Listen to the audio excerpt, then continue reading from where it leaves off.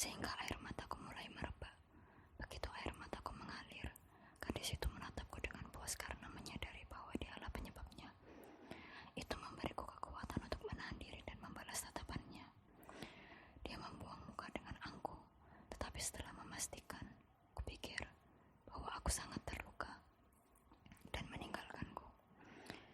Sesudah dia pergi, aku mencari tempat untuk membenamkan wajahku dan menemukannya di salah satu gerbang jalan menuju tempat pembuatan bir. Aku menyandarkan lenganku di tembok, membenamkan keningku ke sana dan menangis.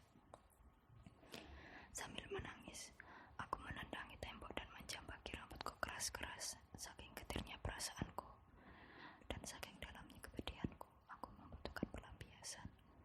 Pola asuh kakakku menjadikanku anak yang rapuh di dunia kecil tempat anak-anak memperoleh jati dirinya dari siapapun yang mengasuhnya.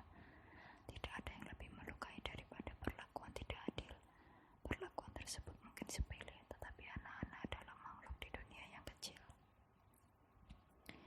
Bahkan mainan kuda-kudaannya pun lebih tinggi darinya, menjulang seperti pemburu Irlandia bertulang besar.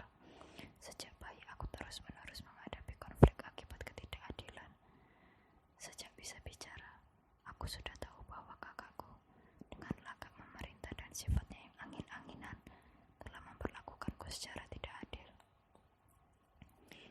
Menurutku, dia boleh membesarkanku dengan tangan kosong, tetapi tidak dengan tangan, berkat semua hukuman nahan kelaparan, malam-malam panjang, dan kesengsaraan lainnya.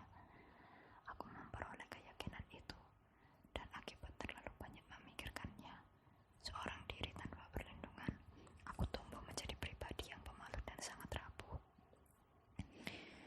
Setelah beberapa waktu, aku berhasil memupus perasaanku yang terluka dengan menendangnya ke dalam tembok dan menjambaki rambutku. Aku mengusap wajah dengan lengan baju dan keluar di balik gerbang. Roti dan daging itu lumayan enak, dan bibirnya hangat menggelitik, sehingga aku bersemangat lagi untuk melihat-lihat keadaan di sekitarku. Tempat itu memang terbengkalai, sampai kandang merpati di halaman tempat pembuatan bir, yang tiangnya bengkok akibat diterpa angin kencang. Kalau masih ada merpati di sana, ia pasti mengira sedang tergoncang-goncang di laut. Tetapi tidak ada merpati di sana, tidak ada kuda di stal, tidak ada babi di kandang, tidak ada gandum di gudang, tidak ada aroma biji-bijian dan bir di tong-tong kosong. Seluruh fungsi dan aroma pembuatan bir telah menguap bersama asap terakhir yang membubung dari sana.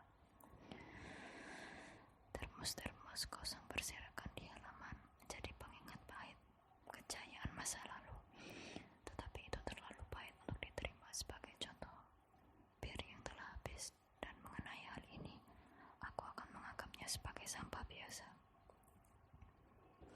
Di bagian paling belakang terdapat kebun yang dibatasi tembok tua yang tidak terlalu tinggi, sehingga aku bisa menyangka tubuhku cukup lama untuk melengok ke baliknya dan melihat bahwa kebun itu terhubung dengan kebun rumah utama yang sudah dikuasai semak belukar.